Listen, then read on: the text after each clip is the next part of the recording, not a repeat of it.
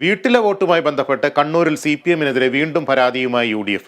106 വയസ്സായ സ്ത്രീയെ നിർബന്ധിച്ച് വോട്ട് ചെയ്യിപ്പിച്ചുവെന്നാണ് പരാതി. ദൃശ്യങ്ങളടക്കം കൈവശമുണ്ടെന്നാണ് UDF-ന്റെ വാദം.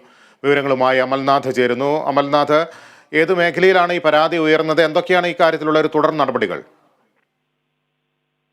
ലിതീഷ്, ഈ വീട്ടിലെ വോട്ടുമായി സംബന്ധിച്ച് കണ്ണൂർ ജില്ലയിൽ വ്യാപകമായ പരാതികളാണ് ഉയർന്നുകൊണ്ടിരിക്കുന്നത്. ഏറ്റവും അവസാനമായി UDF ആണ് പരാതി ഉയർത്തിയിരിക്കുന്നത്. കണ്ണൂർ ജില്ലയിലെ പേരാവൂരിലെ 123 നമ്പർ ബൂത്തിലാണ് ഇത്തരത്തിൽ ഈ വീട്ടിലെ വോട്ടിൽ കൃത്രിമം നടന്നു എന്ന പരാതിയുമായി UDF രംഗത്ത് വന്നിരിക്കുന്നത്. 106 വയസ്സുള്ള കല്യാണിയെ നിർബന്ധിച്ച് CPM പ്രവർത്തകർ വോട്ട് ചെയ്യിപ്പിച്ചു എന്നാണ് പരാതിയിൽ പറയുന്നത്.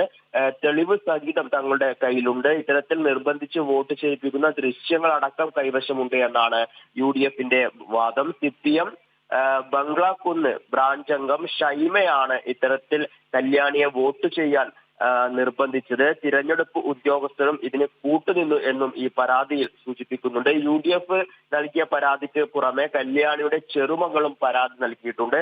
ഈ ചെറുമകൾ നൽകിയ പരാതിയിൽ പറയുന്നത് താൻ വീട്ടിലില്ലാത്ത സമയത്ത് CPM പ്രവർത്തക കല്യാണിയെ സമ്മർദ്ദത്തിലാക്കി വോട്ട് ചെയ്യിപ്പിച്ചു എന്നുള്ളതാണ്. സമാനമായ രീതിയിൽ ദിവസങ്ങൾക്ക് മുന്നേ തന്നെ കണ്ണൂർ ജില്ലയിൽ ഇത്തരത്തിലുള്ള സംഭവങ്ങൾ ഉണ്ടായിരുന്നു.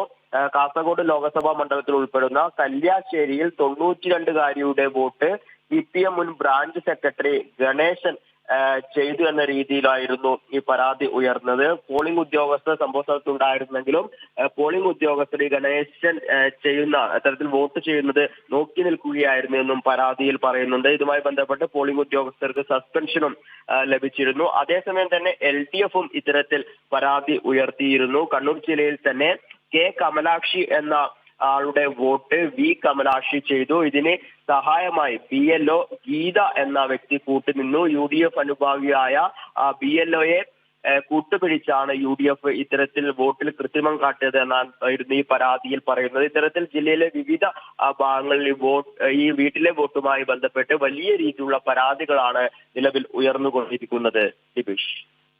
ശരി അമൽനാഥ്, വീട്ടിലെ വോട്ടിൽ പരാതികൾ തീരുന്നില്ല. കണ്ണൂരിലെ പേരാവൂരിലും പരാതി ഉയർന്നിരുന്നു. ഇത് സംബന്ധിച്ചുള്ള തുടർ നടപടികൾ ഇന്നുണ്ടായേക്കുമെന്നാണ് കരുതുന്നത്. വിവരങ്ങളാണ് അമൽനാഥ് നൽകിയത്.